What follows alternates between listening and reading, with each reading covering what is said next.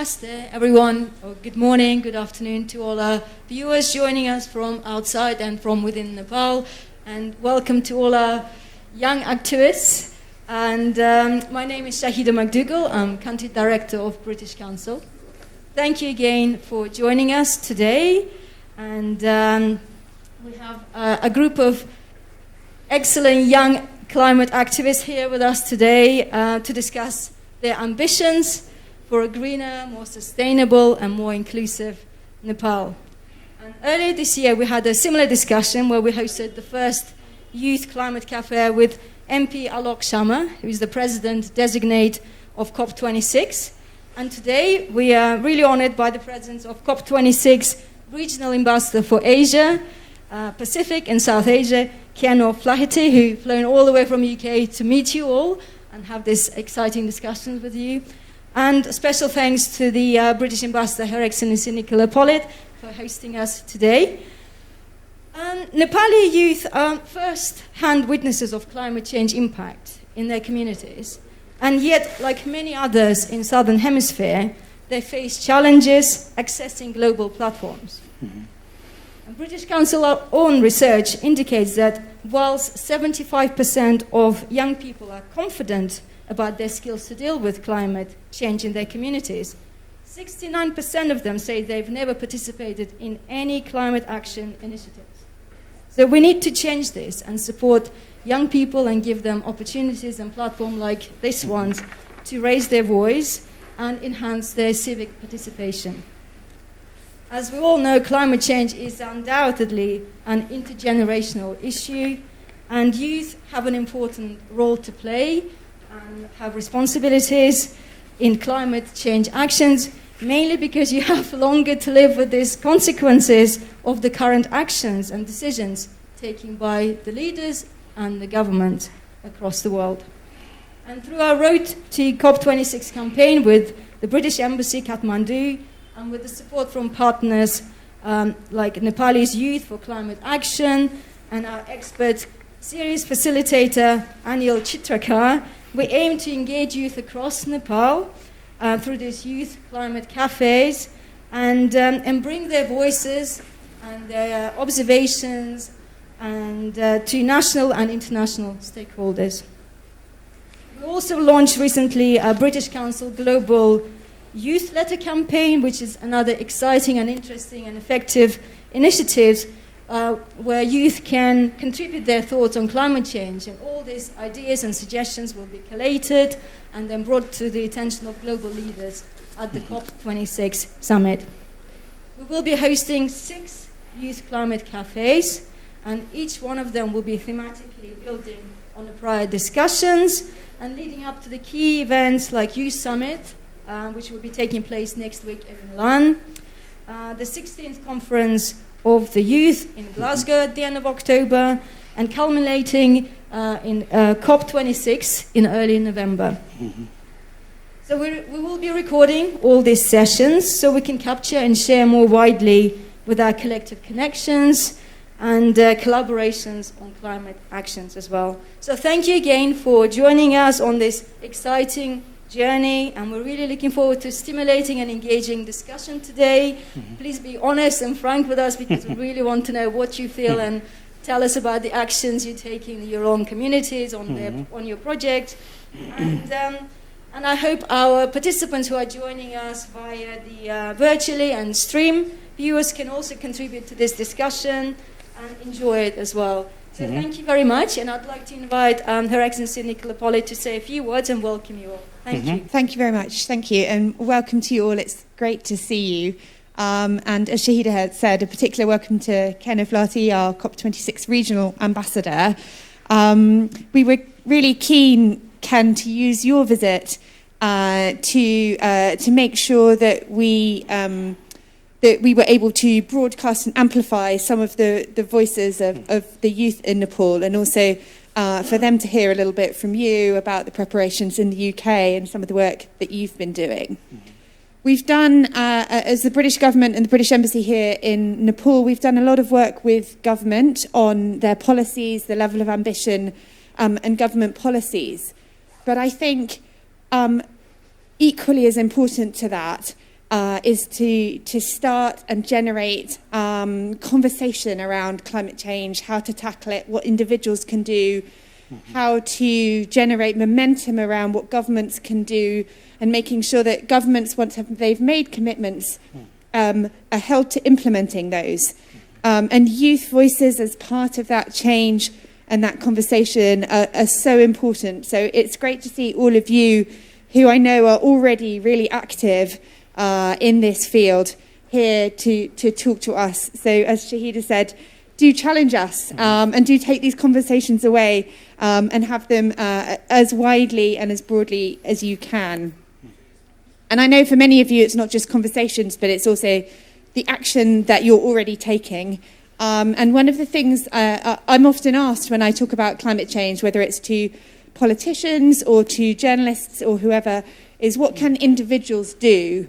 And I think that the conversation that we have here today will be a really good illustration of just what an impact some individuals like you and others can make.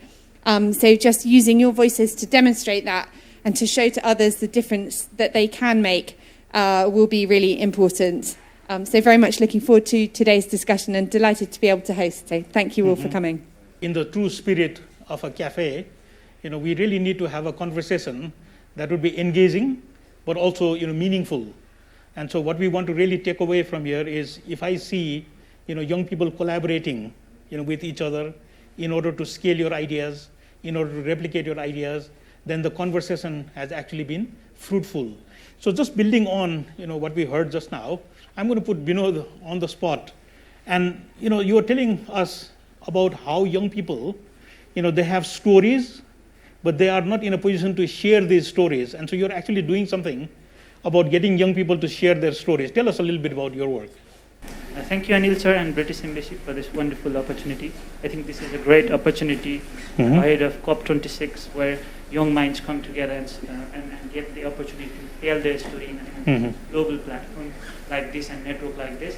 My name is Vinod Parazuli. I've been working in climate change field since 2015. We have this network called Climate Tracker, which is a global network. The aim of this network is to train young people to tell their story through writing. So it's kind of a writing activism. So we have diverse people, interdisciplinary kind of team, where scientists come together and journalists come together and kind of interview people, tell their story from the research work they have been doing, and bring that story to the mainstream media. So building on that and to respond to your question, so I think all of us has stories, and we all are champions. It's only about whether we get heard or not. So to illustrate that, I was fortunate to be a part of this team in 2016. I was trained for like 2 weeks to write about things, because academically I'm an environmental scientist, so my writing is more kind of direct. I look for facts. And my role was to interview key negotiators in regional and global climate change negotiations. So for example, in Asia Pacific, we have this Asia Pacific Adaptation Network Conference taking place annually. So it was 2016 when I was provided with this opportunity to make my negotiator accountable to decide my future. So I was just running after the key negotiator of my one country, like secretaries and joint secretaries, ministers, and asking them, what are you doing on loss and damage? What are your pledges and commitment on adaptation? So look, this is going to affect my future, my career, maybe my upcoming generation's future. So building on that, what I'm also doing is I'm trying to transfer that knowledge to the upcoming young people, so that they can follow my path, and I can also pass that legacy to upcoming generation. As part of that we had some of the collaboration with British Council in Bangladesh as well. I was fortunate to be a trainer there. We had organized 4 days training in British Council Bangladesh, and bring these stories from the ground. So I think this is very important in terms of not only telling you a story, but pushing the agenda of your government to kind of ensure your future, so that your leaders are decided. You know that what you want, and you are aware that what your leaders are deciding. Sure. And also now, Binod is going to join Durham University to continue your studies. But tell us specifically, from this COP26, are there anything specific that you would like to see as an outcome, of the upcoming COP26? Yes. because I'm from Nepal, we are much vulnerable to kind of disaster, climate-induced disasters. You can take an example of how we receive all like 80% of monsoon in these 4 months, and where we have to deal with a lot of losses and damage from landslide and flood. And I'm fortunate to share with you that I have been chosen for this year Chevening Scholarship, thanks to the UK government's generosity to support me to pursue Masters in Risk. So through this Masters, the Masters in Risk is to explore the risks in climate and disaster. So I will have to do a MSc. So my plan is to, the dissertation. So my plan is to do the dissertation in one of the river basin of Nepal, through which I can not only pressurize the government, but also kind of support them in bringing the real data so that they can tell that, look, the research is telling this, we have loss and damage. So I'm really, really excited for the agenda and loss and damage. And I'm really hopeful that the guideline provided by Warsaw Mechanism in 2013 will actually get a shape, we will get a financing, and Nepal would be able to bring more kind of resources and mobilize youth in research and getting their voice heard in the global. Very good. So just pass the mic to Biswante, because talking about accountability and getting local governments on board. So tell us a little bit about your work, and then how it is impacting the agenda that we have. Okay. Hello, everyone. Really nice to meet everyone, and I'm really happy to be here on this platform. My name is Bishranti Wagle, and in the past year, me and some of my colleagues and I that are dedicated to this the sustainability movement, we founded Avni Center for Sustainability. So we're committed to attaining sustainability in Nepal, and so our goal is to impart sustainability and climate change-related knowledge to as many youth as we can, and then create opportunities for them to take part in, so that they can work towards the solution.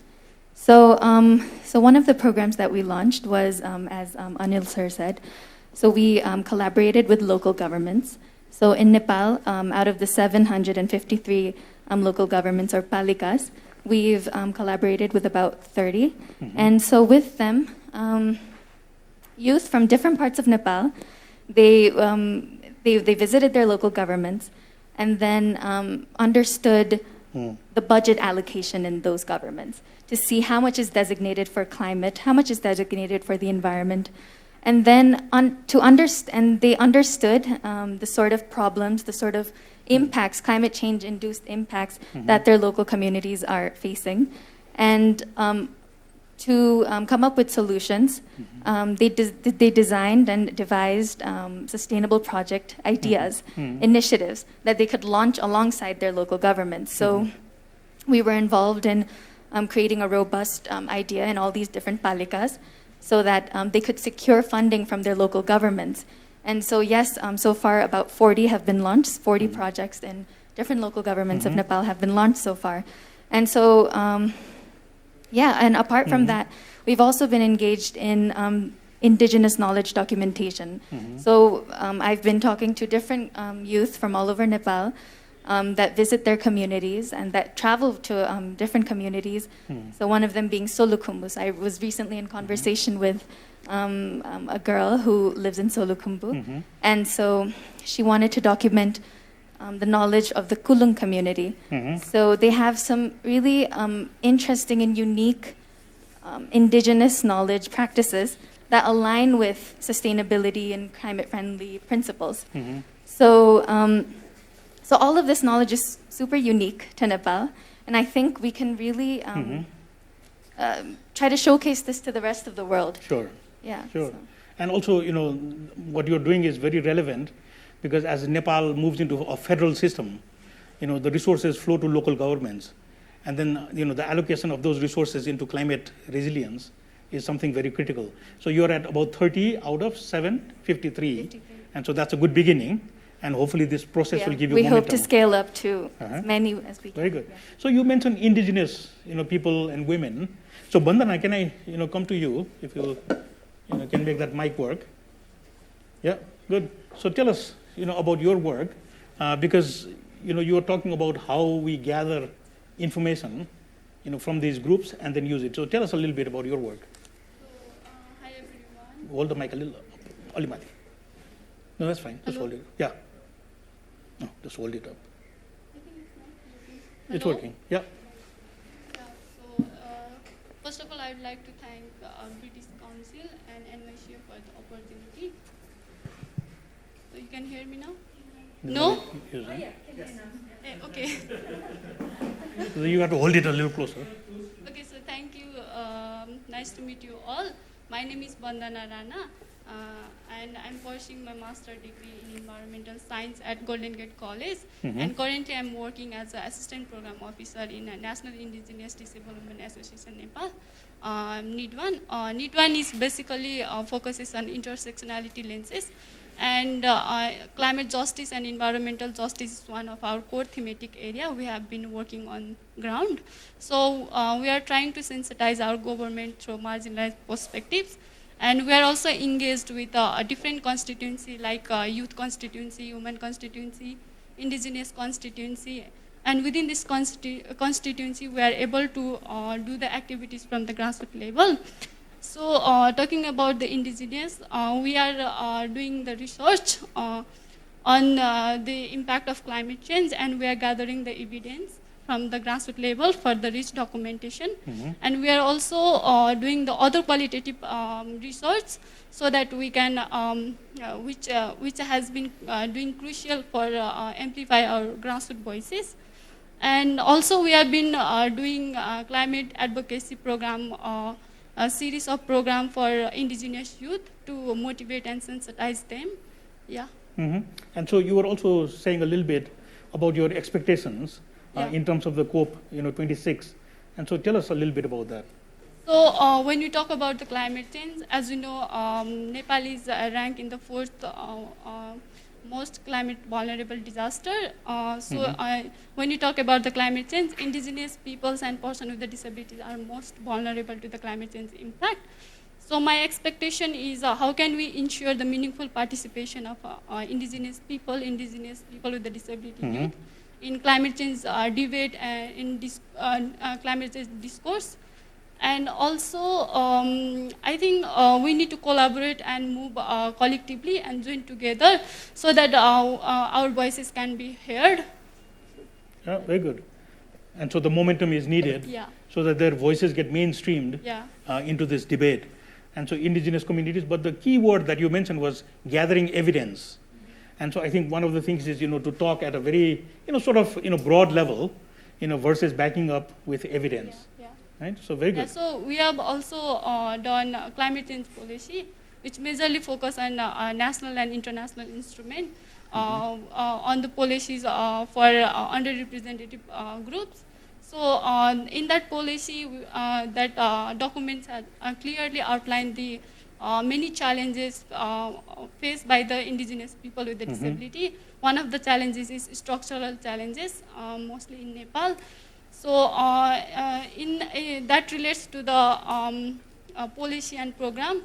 And another challenges is psychological challenges and environmental barriers and attitudinal barriers that relates to the issues of the person with the disability. We are not able to participate in the decision-making process. So that policy has highlighted. Very good. Okay. So let's test our technology. Shall we try to go to Bristol? Yeah. So Bindu, you're in Bristol, I believe, right? Yeah. So I'm in London, sir. Yeah. So we can hear you loud and clear. So just in terms of what we're discussing, right? So as young person, both in terms of your expectations, but then also the role, and I think the role of youth sometimes is diluted or undermined. But then also in terms of collaboration, what are your thoughts? Bindu, go ahead. Thank you. Sure. First of all, I'm so glad to be here with you all. Thank you for this opportunity. That's an interesting question. Thank you for that. I would say I have been working on climate change since 2014. So what I actually work on climate change is I use interactive climate tools that are grounded in science. So I am a science communicator, basically. From my experience of working on this field for 8 years or so now, I have really felt the need for young women especially, and in this part of the world, when I say this part, I mean in the global south, to really make their voices being heard in the spaces, policy spaces. For example, we had this COP26 coming in November, and the big word around, you can hear around, is net zero. But again, what does net zero actually mean? As they can say, people say, the devil lies in the detail. You know, even with the most ambitious, like people are getting really happy to hear that, okay, more and more countries are coming, for example, to say they are achieving net zero by 2050, for example. But what does net zero actually encapsulate? Does it mean all the greenhouse gases? Are countries willing to offset their emissions, which include methane and other gases, for example? Or is it just carbon dioxide? From which sectors are countries and businesses willing to offset their emissions? Is it just from the sectors that are easy to offset the emissions, or are they trying to incorporate the sectors which are such as agriculture and aviation, which is considered as hard to abet sectors? So for me, why I'm telling this is because we don't have enough representation of women in science. There is, not enough voice that really looks into the details of what science is telling us. Because the more you serve, the more loopholes you find in the recent cases and policies that are coming around. So for this COP, I would say my expectation would be to have a better clarity on what the ambition really means. Is there a uniform definition of, for example, net zero? And let's talk about maybe climate finance. Although we are saying that countries will be ensuring, we're expecting that developed countries will ensure that 100 billion of climate finance. But what does that 100 million mean? Is it loan? Will that amount be provided as a grant? Because as of 2018, if you look at it, I think 3/4 of the money that was provided as climate finance was in terms of loan and not grant, which is definitely not good for developing countries like ours, or least developed countries like ours, which are already in debt. So all to say that I really feel that there is a need for more young women and men, of course, to step in climate science and really bring these voices, and what implications will these kind of places have for the countries that are vulnerable, like Nepal, into the global forums. I would stop here, but I'll be happy to discuss further on this. Thank you. Very good. And so, this may be the future, where a Nepali from Bristol is, speaking to all of us in Kathmandu. And so, this is the world we're going to, accept more and more. So thank you, Bindu. Just hold on at this point. Just, mute yourself. And so I just want to go to Dinesh, right? So if you can, sorry, Dipesh, can you grab a mic there? And so, tell us a little bit about, so the issue is sometimes young people feel there are not enough opportunities, right? And so opportunities to participate. I think this story, is very fascinating because there are opportunities, obviously. Thank you, British Council and respected ambassador and country director and all the participants. So I'm going to direct your question. As far as opportunity is concerned in Nepal, in climate change initiative and other sector which is related to the climate change. So as I'm Dipesh Kumar Sharma, and I'm working as a assistant research officer under the Ministry of Forest and Environment. So you can see me, I'm pretty young now. Yeah, and I'm the person who is working under the government, and I'm also involved in the policy level things. So in also government sector, there are huge opportunities for the young people who can participate in climate change initiative. They can give their voice for adaptation and mitigation.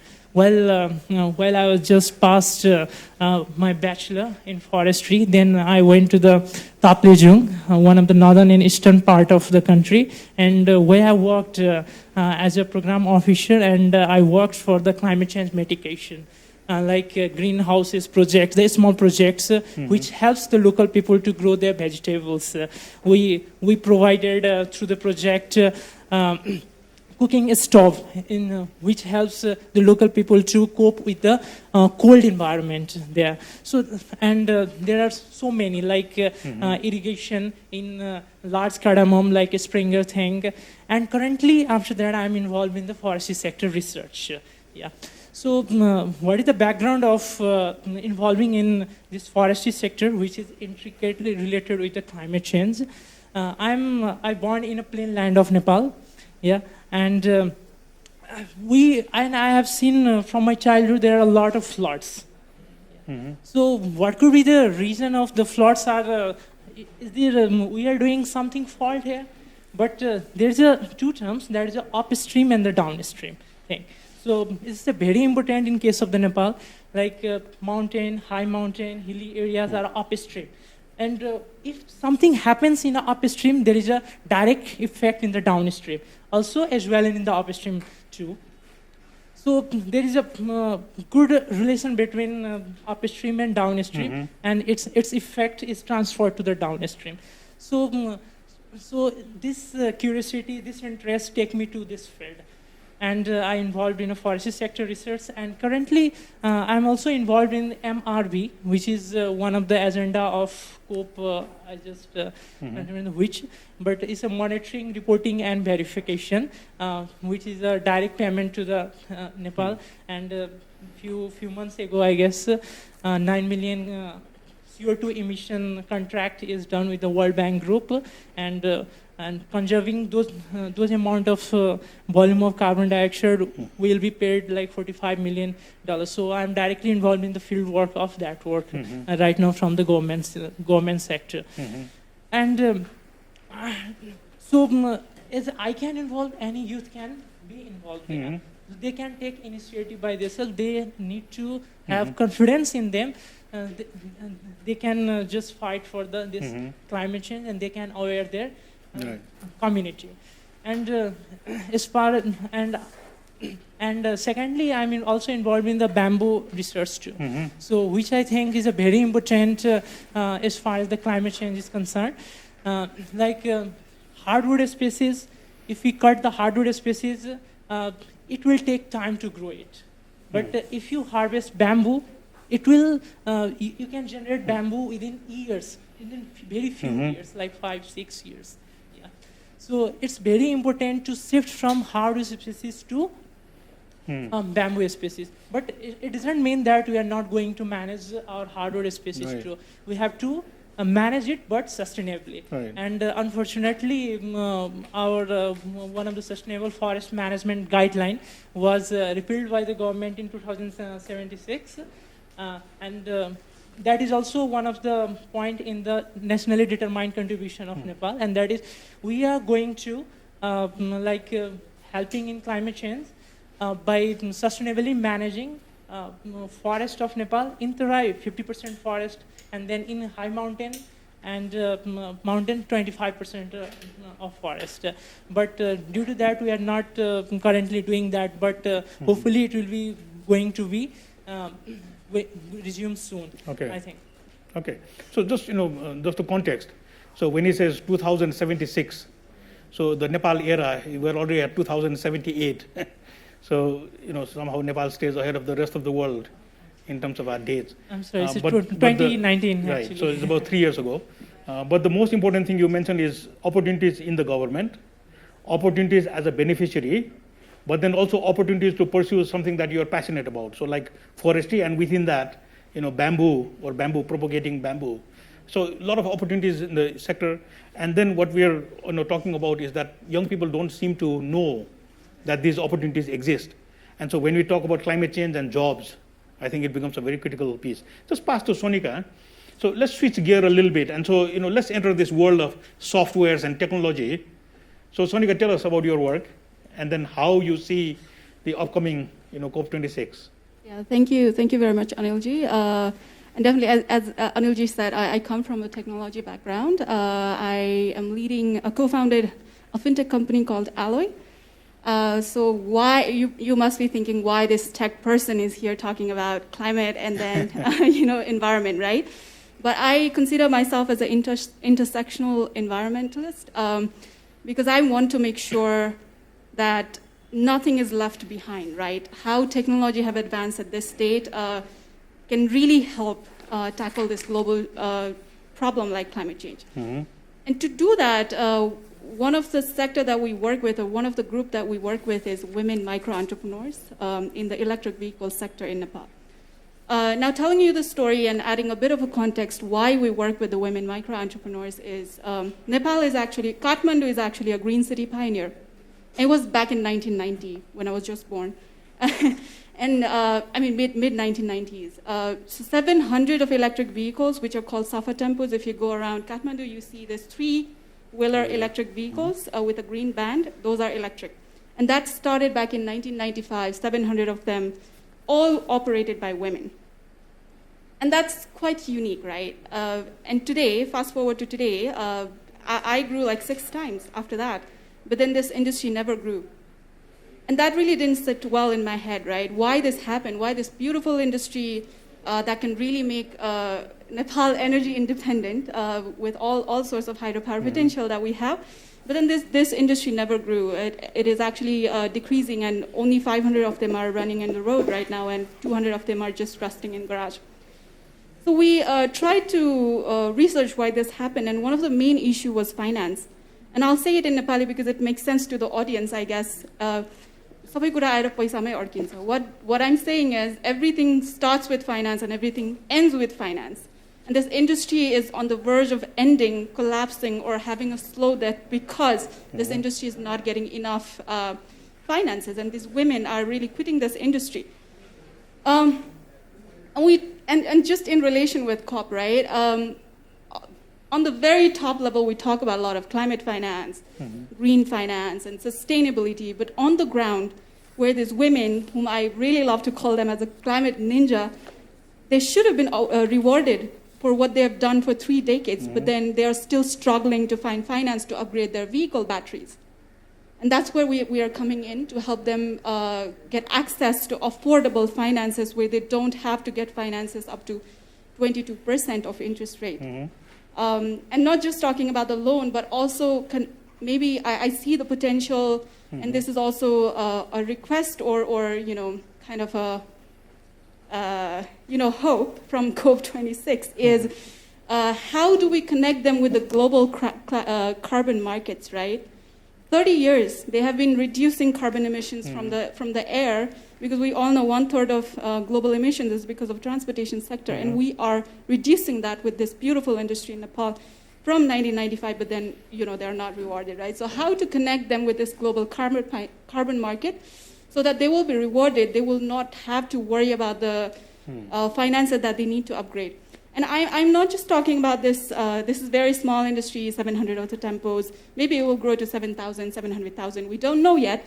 So my father, just linking it to my family's background, why I'm interested in transportation sector is my father started his business in transportation also, 30 years ago again.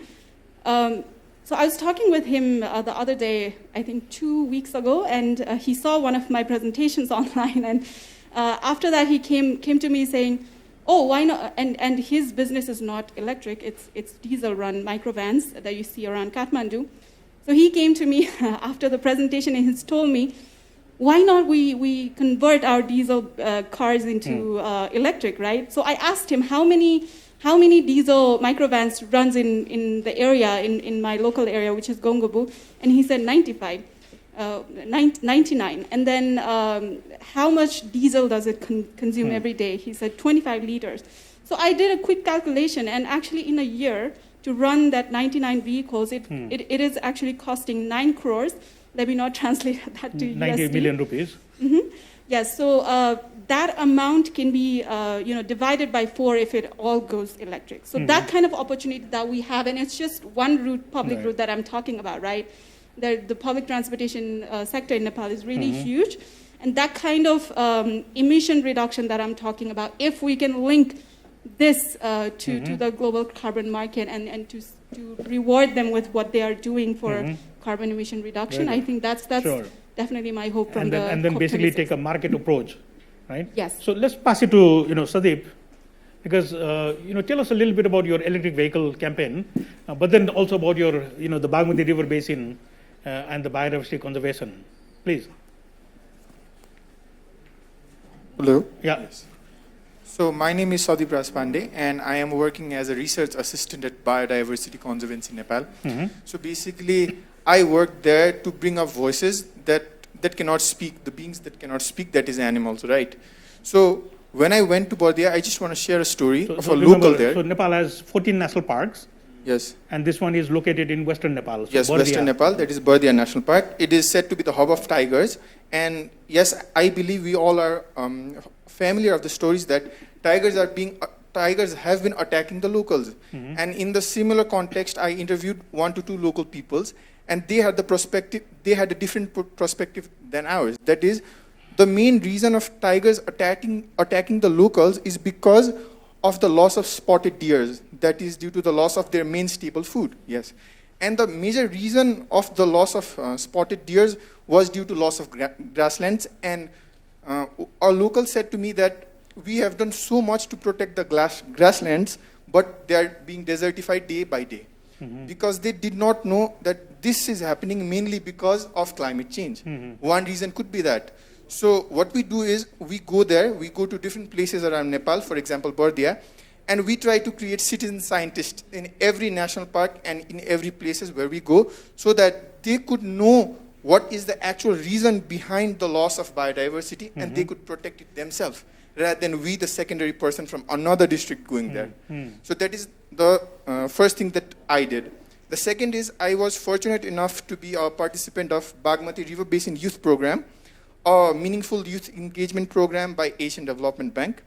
There, I, along with 10 facilitators, were responsible for awareing 200 youths and 1,500 children about 3 sustainable development goals, mainly Sustainable Development Goal 6, 12, and 13. And the 13th one is climate action. So there, what we came to know was mainly the youth, that is us, this generation, is aware about the climate change, but whereas talking about the school children, they are not aware. And in the similar passion, I thought of my school days. I was also not aware about climate change. The only thing that was in my mind was to just play, eat, and roam around, and that's how our childhood was, right? So what if we could create a similar networking platform for children who could gather up in a place and talk about such issues, maybe in a very micro level, right? So with the context, I was also a participant of a program by British Council back in 2010, I believe, when we were taught how people's voice could be upheard, how we could create our voice together. So similar way, I want COP26 to focus on such programs, to bring children together from an early age, so that when they are youths like us, they're already collaborating. They are already creating something. Yeah. And the last part is about electric vehicles. Like Sonika said, after completing my bachelor's, when I went to the market, and I was always passionate in electric vehicles, right? And then I went to market and I researched, right? I had to do a lot of research rather than having medias like YouTube, Facebook, TV channels, and so on. I had to go individually, I had to go physically to every shops, and I had to do research, which is better, which is this, and which is that, right? And then I realized in every aspect of our life, behavioral change is the most important thing. And and if we ask the older generations or even youths of Nepal, everyone, in terms of buying vehicles, everyone has just 2 types of vehicles, petrol-run engines or diesel-run engines.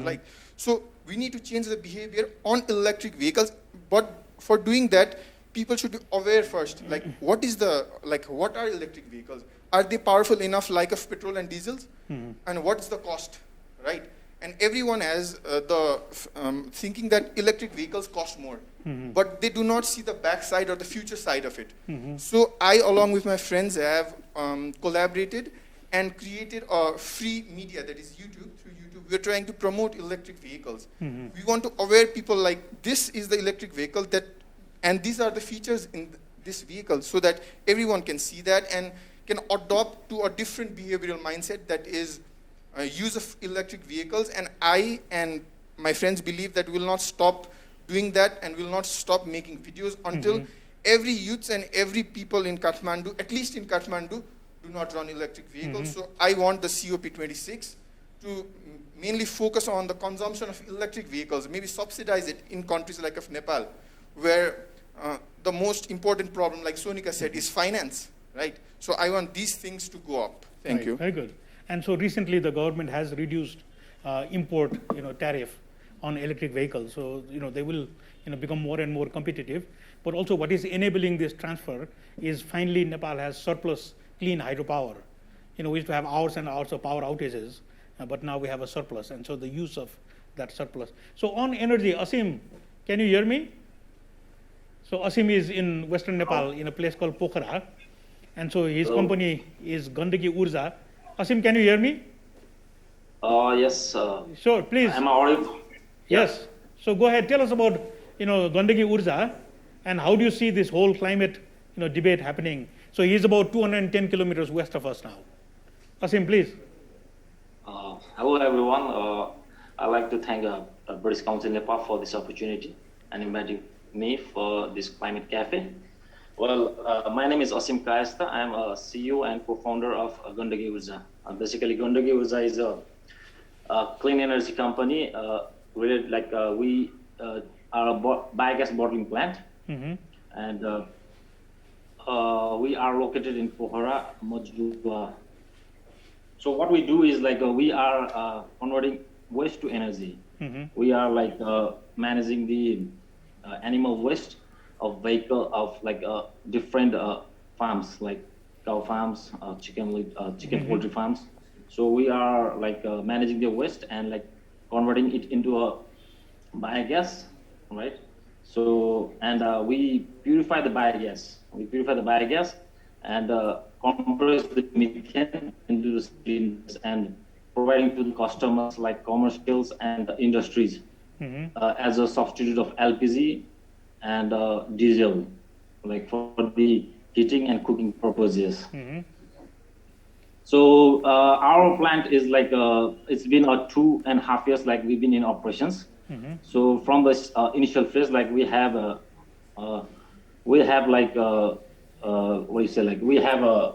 captured 160,000 cubic meter of methane. So we have contributed on reducing the carbon emissions into the environment, and same time we are also producing organic fertilizer from the residues, which is distributed to the farmers as a substitute of chemical fertilizer. We are purchasing the raw materials from the various farms, right? We are providing them money for as a raw material, and we are carrying it to our plants and processing it and converting it into a biogas and capturing the methane and supplying it to the industries. So there's a threefold advantage, right? The farms are getting paid, their waste is being managed, and in the commercial sectors the industries and the households, not households but the other commercial areas are getting an opportunity to contribute in using the clean energy and contribute in reducing the carbon emission to the environment. Very good, very good. And so this is a generic problem in Nepal. So because we are so close to the tropics, so we have a lot of biomass, plants, animals, and so basically being able to basically capture that methane.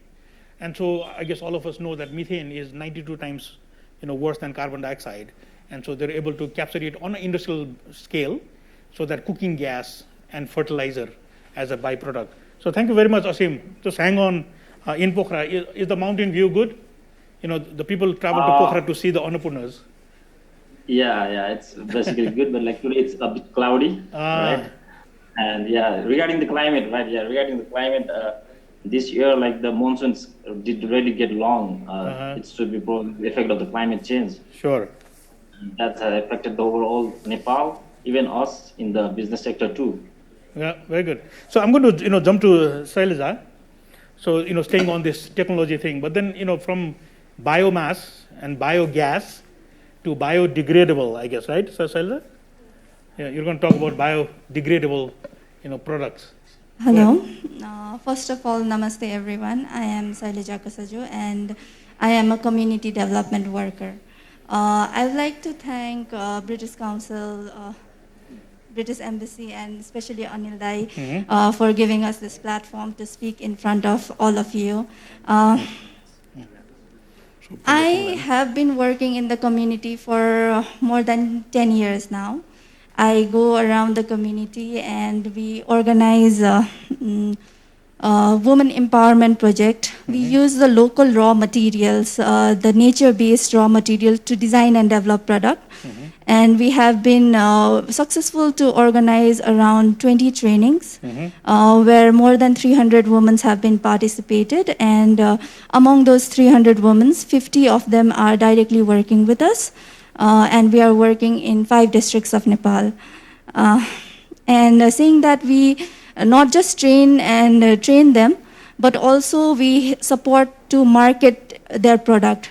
We generally sell their product in our e-commerce site. It's called tekka.com.np, and we even share their stories and the process how they are making their products in our YouTube channel. It's Tekka Go Local. And especially connecting it with COP26, we youth, we realize that we have this sense of urgency to work to minimize this burden, right? And we also have this energy to do it. We try to do from our own side, we sometimes collaborate with friends, sometimes we meet each other and, we ask our family members, like how Sonika did, she asked her father,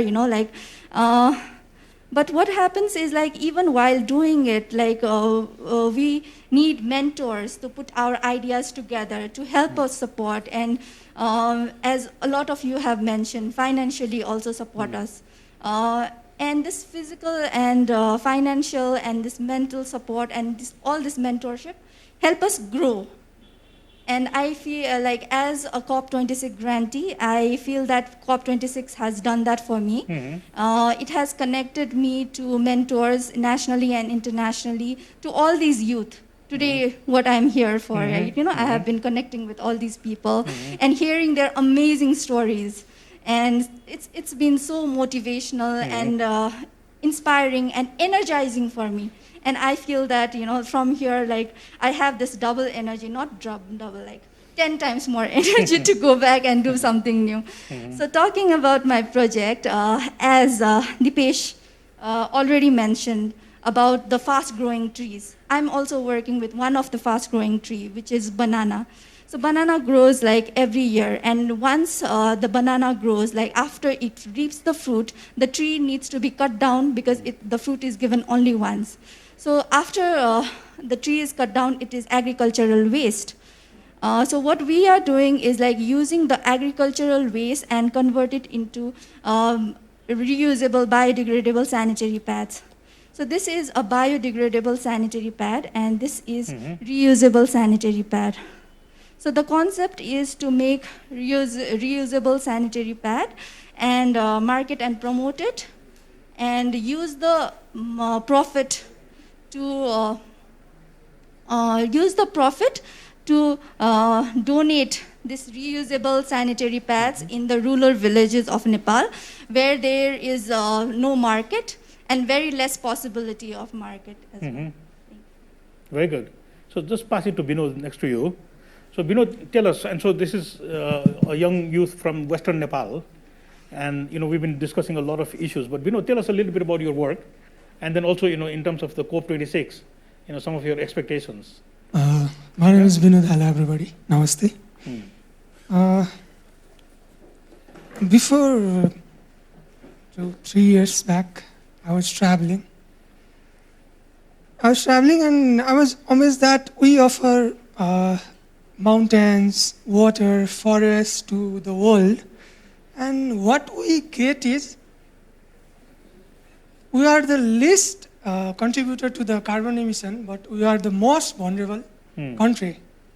We are providing our mountains, we are providing our water, we are absorbing the carbon emitted by the world, but what we are getting is we are the most vulnerable country of climate change. And then in the time of my traveling, I communicate with many communities. Nepal is beautiful. Along with the geographical part, our community, there are multi-religious, multi-ethnic, multicultural, multi-caste people. And they are not just multicultural, multi-religious, but they have their own approach of knowledge in many things. If we talk about environment, there are many, we have, conserving environment, protecting environment is not a new concept for us. We have our ancient wisdom given by our culture, religion, taught by us, culture, religion, to protect environment. And another beautiful wisdom we have is, we do not save environment or conserve environment because we are afraid of climate change. We are saving environment, we are conserving environment because we have to. We respect and coexistence. So we do not conserve environment because we are afraid. So after knowing this, we look at the scenario, how we are coping with environment change and environment conservation. Then there were many organizations who were reporting, writing, and making solutions. But the main problem was lack of political willingness. And the real issue is the issue raised in the policy level do not reach the root level. So what we do is, first, those political leaders of our nation, they came from big movements. So we start campaigning. I will say we were from Hari, Nepal. We start Save Nizhgad campaign. They are making the world fourth largest international airport in Nizhgad, which is the last remaining salt forest in the Asia. And around there, they plan to cut around 25 lakhs trees there. It's 2.5 million. In Nizhgad. And I want to connect this, how this is connected socially, environmentally, and politically. We have Tarai, Nizhgad is in Tarai, and how Nizhgad affect socially is, we see climate issue as only just as climate issue, but if we see this is related to social issues too, political issues too. So if we build international airport in Nizhgad, people remaining in Tangia Basti, those indigenous people who are living in Tangia Basti, they will be directly affected. Not that they will be affected, province 2 of Nepal, which has less trees among other provinces and most subjected to flood and landslide.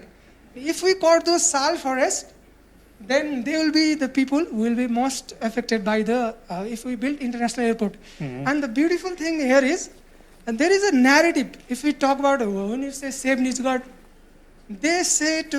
people used to say us that this is the narrative rich country used to give. They are already developed, and they are not.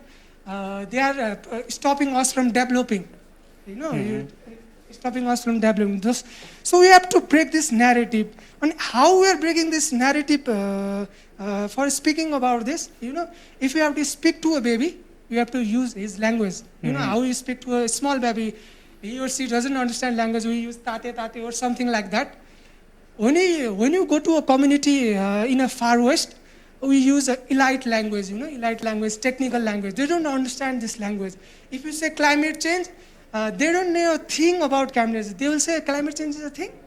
So if we want to approach that, we have to approach them with their language. They have already their approach to climate change and environment conservation. So we have to use this multi-ethnic language, multi-ethnic knowledge to conserving environment. Okay. Another campaign we do is Save Nizhgad. Again, I'll join it to how it is related to other things. One of my friends was differently able, and he used to come to our campaign and protest. And one day I asked him, why do you come to our protest? It is difficult for you to come here. And he said, if something happen, suppose if there is landslide, you will run away. but I cannot run away. So this is more important to me than you. So it is connected socially too. So while doing Save Chure campaign, Chure is the foothills. Loose land part of the Himalayan, then Chure range, the hill part, then Tarai. We are doing same Chure campaign. How we are connecting this Save Nizut campaign to socially or other people is if we save Chure, then modest people are already facing the agriculture problem. What do you say? Productivity. So if we save Chure, then the agriculture productivity will be saved. And most of the people, if we go to a village of Nepal, if you say don't cut trees, their livelihood is depend on cutting those trees. You can say them to cut the trees, but you have to use the language. First, you have to give them economically. You have to provide them some type of sustainable economy. Then we can move forward. So, very good. So just, for in the interest COP26, of time, keep it short. for COP26, as a people from developing nation, there has been many conventions, there has been many treaties, programs, but from a developing countries, I take this as just rich countries gossiping. I don't feel, because I'm from a developing countries, again from a developing countries, I'm from far west. So I don't relate to these conferences. They are working for us because I'm also politically aware. I know the politics going on. I know the egos between rich countries. The inside political agendas too. So I don't think, I don't relate with these conferences much. But we have to collaborate. We have to, because we have more vulnerable countries in COP26. I again says Nepal offers so much to the world. So the Nepal should be, countries like Nepal should be in the center. Our voice should be in the center because we offer a lot. We are most vulnerable country, and we can lead a global climate movement because we have our beautiful lifestyle, culture, religion that we can inspire the world. So I believe that we can lead global climate movement. So our countries like Nepal should be in the center of COP26. Sure. No, very good. So just pass it to Samana, because you're mentioning about politics, and so Samana actually does work in that area. So Samana, tell us about your campaign. Am I audible? Yeah. So namaste everyone, Her Excellency Mrs. Lester, all the esteemed guests, Mike. moderator, and all I'll get Mati. Is it? Yeah. Oh, okay. So all my fellow speakers here, I am Samana Laoti. And I'm a co-founder of a not-for-profit organization called Political Literacy for Women. So we teach young girls about politics. So I would like to start with a context. I think everybody agrees that youth and children are... Can I remove this first? Yeah, then put it back on. Yeah. So I think everybody agrees that youth and children are the ones who are the most vulnerable groups. We will be facing a lot of this toxic air. We'll be breathing it. We'll be suffering than the generation before us. So we are inheriting a problem we do not have much investment on. And the most frustrating thing about this is that we don't have a lot to say. We don't have the place or platform to say about this. Because whenever there is important decisions going on, youth are always discarded. They are barricaded to join those discourses. And they always consolate us that we are future generation, we are the future leadership. But I beg to differ that we are not future leadership. We are the leadership of present because we are suffering as much as you are. And I also want to add a little about women and climate change. In Nepal, a lot of household chores are done by women. So in rural areas, when you go to fetch water, you have to go a long way. So our rivers are so polluted, and women have to face that. Women have to be exposed firsthand with that pollution. And another thing is we have this a thing called chulo, which is an open fire oven where women use it for cooking. So we use firewood and all the waste that is around the house. So the waste we have is paper and plastic. So you can imagine how much of toxicity that comes out of it. So women are exposed to all of this. And another trend that we have is a lot of young male population in Nepal goes to abroad for foreign employment. So as Dipesh also said, and Binod also said, that we are very prone to natural disaster, flood, landslide, earthquake. So who are the frontliners? Women are the frontliners in these chaotic situations where they have to take care of their children, they have to take care of their older members, youth. So that makes it so impossible because women are not in the position to talk about it. So political literacy for women, what we do is we educate young girls to be policymakers, to start their careers in policy. So what I want to say is, with COP26, we want that platform. We want people to hear, because we are suffering, women are suffering. I really wanted to add another context. I joined politics because I wanted to advocate about SRHR and gender.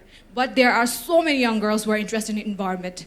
So I want to provide that platform with my organization to them, that they can also promote environment in policymaking. So we want young women and we want first-hand experience to be heard in those kind of platforms. Because the datas are something, as Binod say, we do not agree to so many of that because we do not have a lot of input on that. So when we are suffering, we should be in the decision-making tables. So that is very important, and that is my expectation. Young women, children, and all the vulnerable groups, minorities, people with disabilities should be in that panel, not just some old men who think that datas are important and everything. Because we are suffering, we are desperate for amazing future, and we are suffering more than you. Very good. Okay, so let's just go to our third person online. So Pavita, can you hear me? Pavita Sai? Yes, so if you can, just unmute yourself. We can hear you clearly.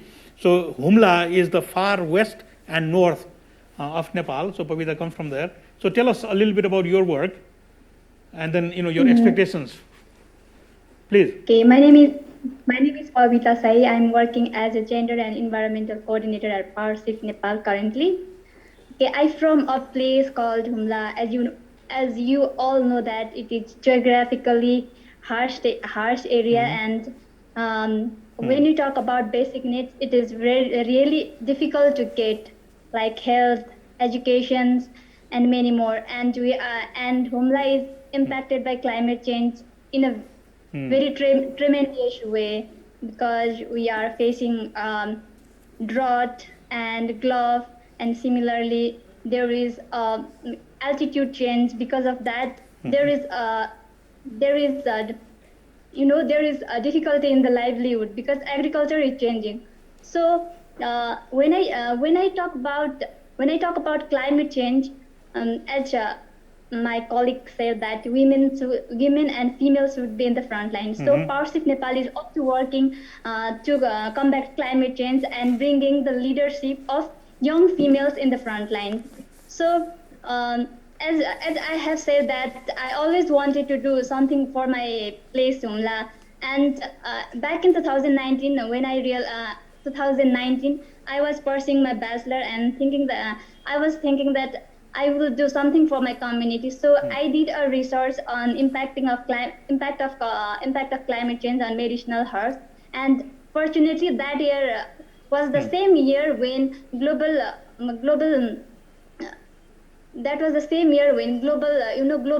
there was a climate strike movement was happening. So luckily I also did a climate strike alone in Humla, in one of the community where there is no access of electricity called NEPCA, and I got to know that people are unaware of climate change. They don't know what climate change, though they are victims of climate change, but then they don't know but they don't know what climate change and how they have been victimized. And when I go to school, and I got to know from the students that how climate change have been taught to them. Like climate change have been occurred 30 years back, and it will come after a long way after 30 years, and they don't they have not been taught that it has impacting a lot in their lives. So from that I realized that climate change is taking like this way. We need to do something for it. So from that I realized that I should do something for my community, for the biodiversity, for the mother earth. And then I started my climate activism, though it is very dangerous profession in Nepal, but PowerShift Nepal has always encouraged me that, Pavita, you are from such area, you should do something for the you should be examples for the future. So you should do something for the climate change.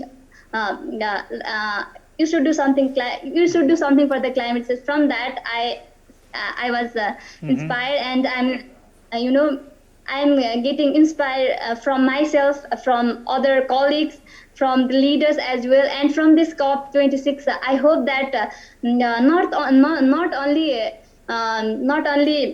this time climate change impact has been faced by North Asia as well. So I feel that I hope young leaders will come in the front and make a concrete decisions for the climate change crisis. And while interlinking the climate change issues, women are the front line which are impacting from climate change, because everything health issues they face. And when climate change is impacting, they have no knowledge about adaptations, how they have been, how they are, how they can adapt such issues. How they can adapt such issues. So I hope that I think that women should be in the front line as well. And another thing is when whole world is facing the global pandemic COVID-19, government should understand that it has given a triggers to government that climate change is also climate change is also a crisis. Because when pandemic has been taken as a crisis, and so many restrictions has been done, there has been done a lockdown. So climate change should be taken as a crisis, and everyone should come in the front line and act for the climate crisis and take actions. And I think that climate change should not only climate change should not be taken as Nepal's marginalized peoples, or the peoples from the Humla, or peoples from Jumla, or people from mountainous areas have the issues of climate change. They should act. It is not like that. I think that everyone should come in the front line and act together, so that we can only make Mother Earth a great, Mother Earth a better world. So I think, thank you. Okay, no, Pavita, thank you very much. So we still have two young people we want to hear from, and then we can open up the floor. Anis, would you like to say, and then Monica? Yeah. Hello, is this working? Yeah, please. Thank you, everyone, and especially, thanks to moderator Anil Chittukaji for introducing me, and Her Excellency Nicolas Polit, Ambassador of the UK for Nepal, the Country Director of British Council, and our special guest, the Regional Ambassador for the COP26 for the Asia Pacific. I'm very privileged to be here today. I think many of our colleagues has already shared their experience and thoughts on how they are working on to mitigating the impacts of climate change, especially in the context of the vulnerable countries like Nepal, due to the mountains, and then very diverse and topography, as well as the linguistic and ethnic living that we possess in our country.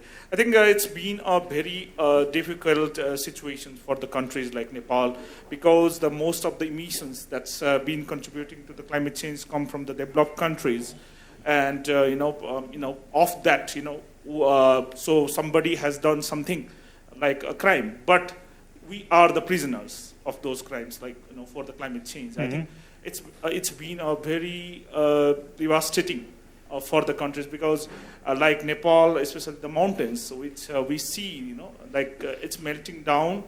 It's been disappearing. So it's been foreseen that in coming years, coming decades, so we might not see the mountains leaving.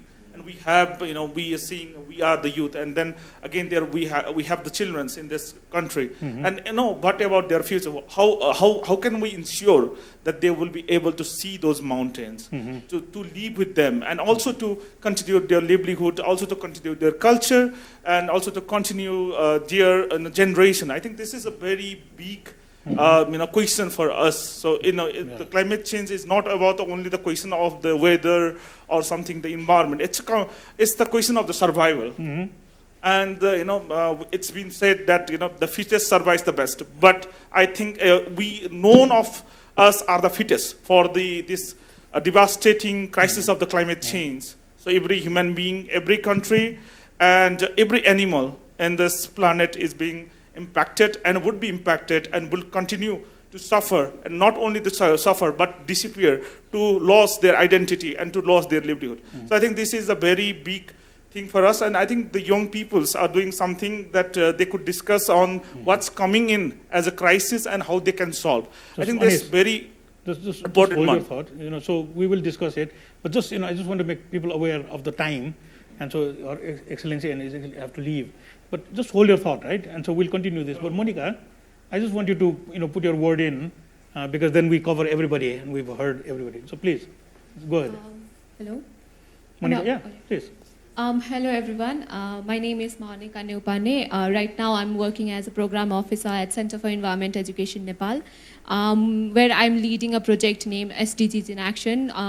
The project itself covers educating school children who are from grade 6 to 10. We teach them about different, sustainable development goals and, topics related to environment, climate change, and different aspects related to social, economic perspective. Through project-based learning, we give them theme-based projects, and they do the inquiry, and they do some analysis, they do the community study, and they submit us the results.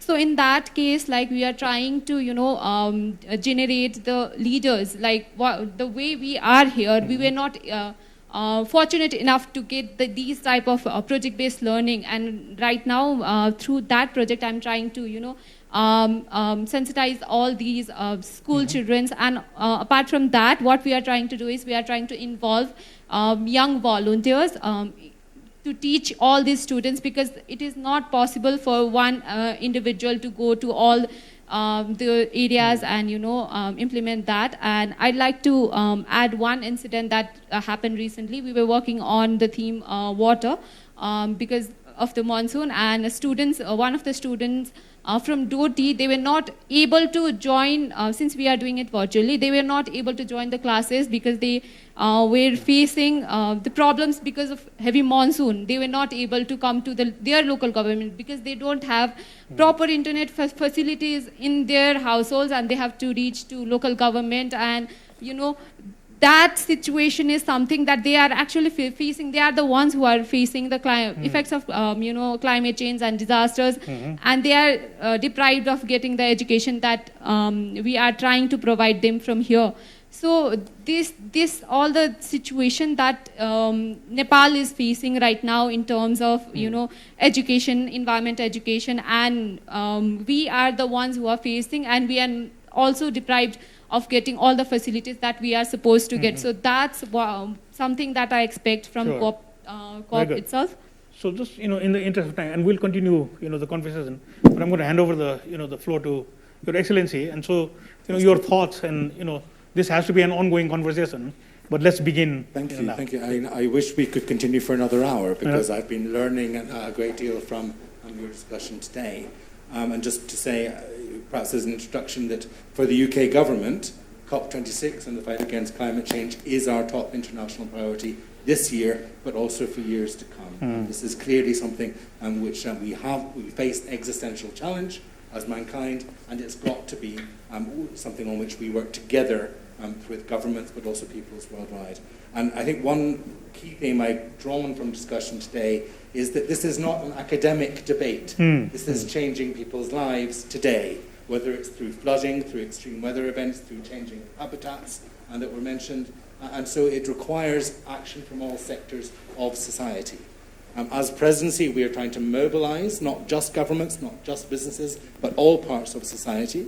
I think colleagues mentioned the indigenous community, and I wanted to say that's a particular priority for us in making sure those voices are heard. I agree that we need to ensure that the challenges indigenous people face are addressed, but I think also we need to listen to indigenous peoples. Indigenous peoples often have the solutions already, which they can share with the rest of the world. So that's a big theme of what we're doing as presidency.